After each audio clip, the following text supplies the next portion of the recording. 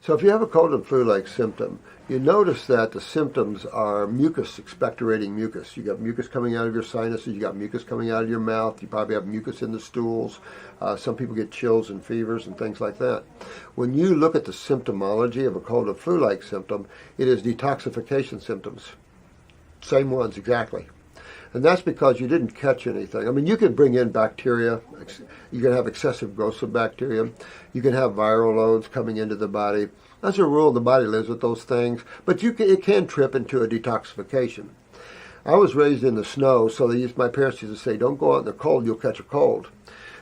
They didn't say the reason because they didn't know. They thought there was bacteria, but bacteria doesn't create colds and flu-like symptoms. Bacteria is only sewage eaters. They break down chemistry. And that's what they're for. There's bacteria for iron. There's bacteria for every chemistry out there. For every fruit and vegetable, there's a different bacteria for everything out there. And that's what seats in your body is bacteria for the type of food you're eating. They don't cause these symptoms. The foods you eat do, though. The foods you eat, some of them are very mucus-forming. And you notice that bronchitis, you notice that pneumonia, colds and flus, you can go right down the line. Even when you start detoxifying the body, what do you see coming out? Mucus, mucus, mucus, and different colors, which is different levels. You have your acute, your subacute, your chronic and degenerative levels in the lymph system as you would anywhere else. This system that you're seeing dealing with all this mucus is the lymphatic system.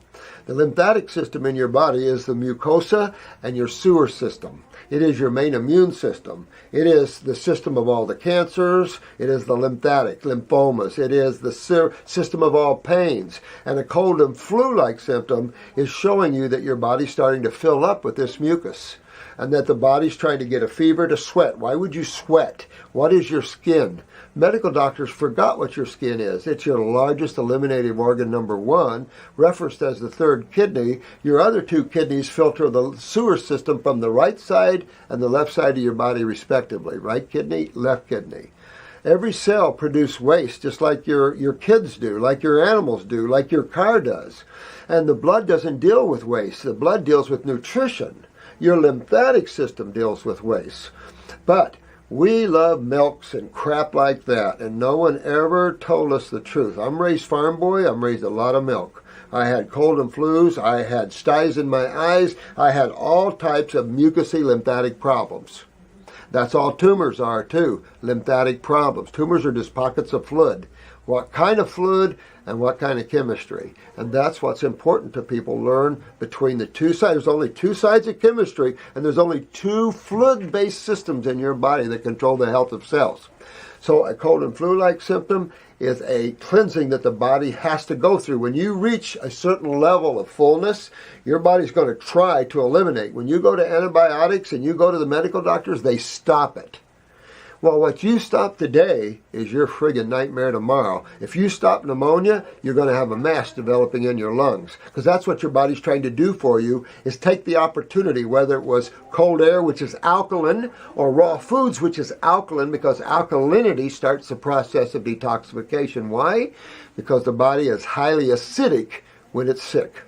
And alkalinity starts the catabolic process or the cationic process of hydration and moving lymph and blah, blah, blah, blah, blah. And that's essential. So what should people do then if they have a cold? Promote it even more. Promote it even more. Take teas to promote kidney function, lymphatic teas if you want to move the lymph system, and let your body go on a fruit diet and let your body clean this out. You'll smell better, taste better, hear better, and see better if you let it happen. If not, then that's your glaucomas of the future, that's your macular Ds of the future, that's your olfactories where you lost your sense of smell, your sense of taste. The average person doesn't know what taste is anymore.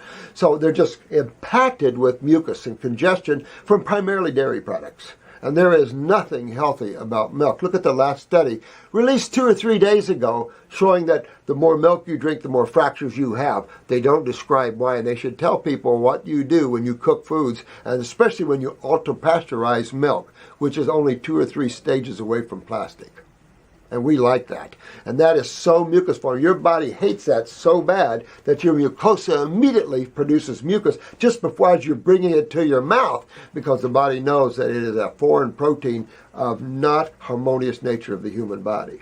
Mm-hmm. So if you got a cold and flu, you better enjoy it and thank God you got it. And man doesn't know how to do that. People don't die from cold and flus. They die from the treatment of them. Plenty of people die from Cipro or antibiotics they treat colds and flus with, and they just tell you they died from a cold and flu. Oh, there's a lot of nasty corruption out there. That's